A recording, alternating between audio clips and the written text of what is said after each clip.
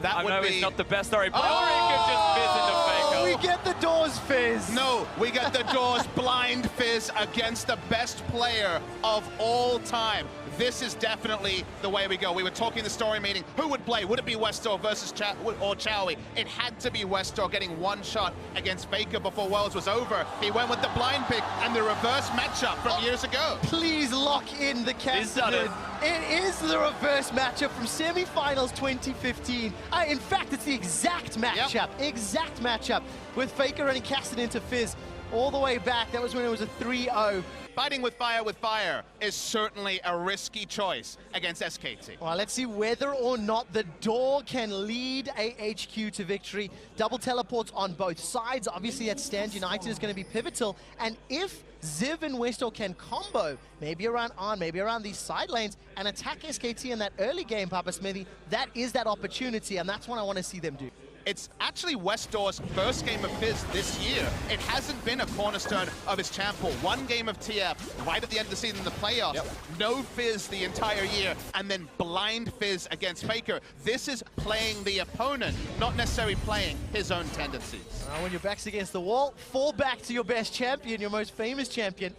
Let's expand a little bit on the SKT early game struggles, gentlemen, because it is, still a team as 3-0, but their goal difference at 15 minutes, minus 1,000 gold, 12th of the teams here in groups. Damage at 15, low as well. Opponent towers, they've conceded a whole bunch. And it's a story that SKT have dealt with year after year. Ramping up in week 2, week 1 being a little bit weaker. You look at the stats here, goal difference at 15, 12th out of the 16 teams in the group stage, 14th in every other stat basically here. They are not having proactive early games. They're opting into scaling. On should be able to get that last one as we catch a quick glimpse in the mid lane. Flash still available for Faker. Let's see where the CC comes from. There's the permafrost as well. Chumba Waters tags from a good distance. First blood to Westdoor. Very simple. They held on to everything for just the right time. Really clean execution there. 8 days since they've taken to the stage, and we know the support staff for HQ. We know their adaptation ability. We've seen it multiple years in a row. Mountain is going to bully Peanut out of his jungle.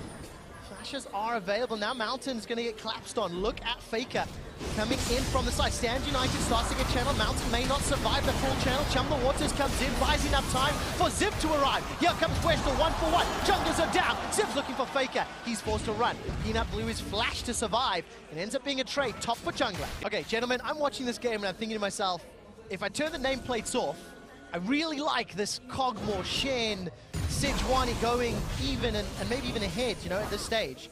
But then I turn the nameplates on and I go, is this really what you want to be doing against SKT? Yeah. Like, going into their strong zone. Now, Peanut's being bullied again. Mountain's actually flashed for this one. Great barrel to send Westdoor away. Chumba Waters did tag him. Westdoor continues to re-engage. Another permafrost.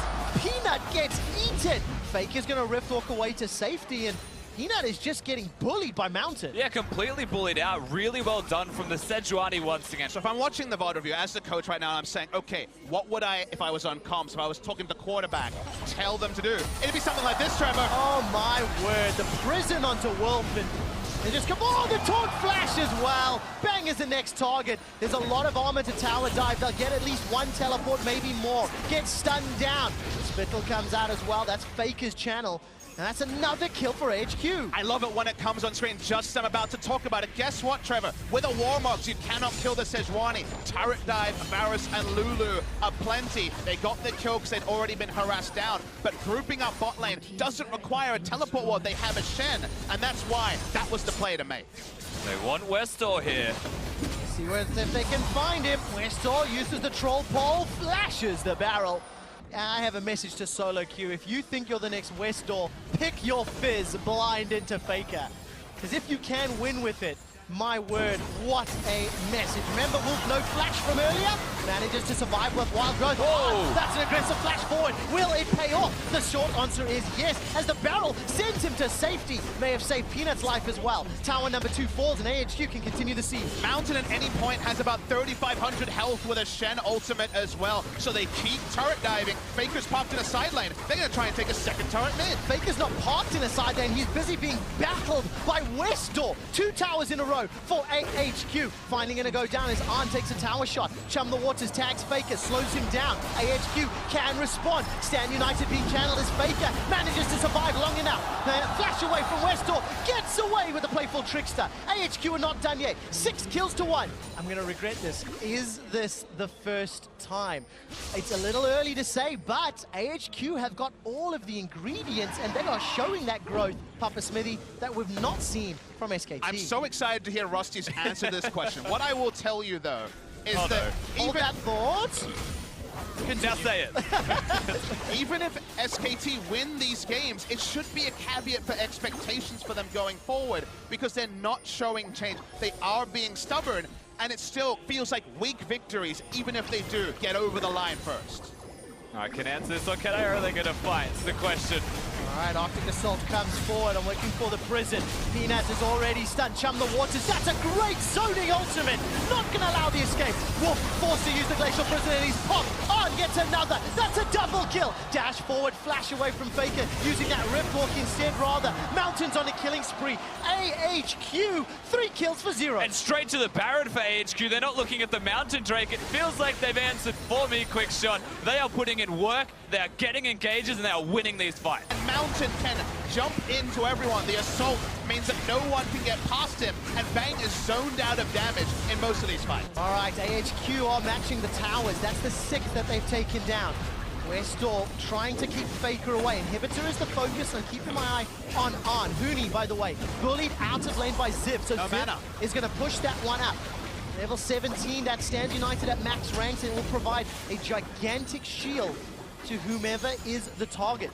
AHQ playing this one patiently and controlled. 1 minute on Baron, multiple lanes pushing in their favor. Note that Hooney could have teleported onto the deep ward, but they don't want to fight. They don't feel like they can win if he flanks, so they're giving up the inhibitor for free. And can AHQ get any more? Riftwalk to safety from Faker. Ziv peeled away. Coming into today, Papa Smithy, you were very critical of the lack of proactivity. We said it on the deck. Well, proactivity is currently happening in the top side of the map, quick shot. Oh, look for the flash interrupt from Mountain. May not be enough just yet. Hooney locks everybody inside the baby cage. Teleport's going to be completed by Faker, but it's a 3-on-2. Redemption coming down from SKT. Buys a few seconds longer. Mountain still on top of this game, leading the way for AHQ. Got the prison down, holding Faker in place. Rift Walk is used and flash is still available, not yet needed. But the heads up from Mountain to focus the next target. Just beautiful to behold. And the comms from SKT have to be questioned. Oh, okay. All right, didn't quite see how that happened, but all of a sudden,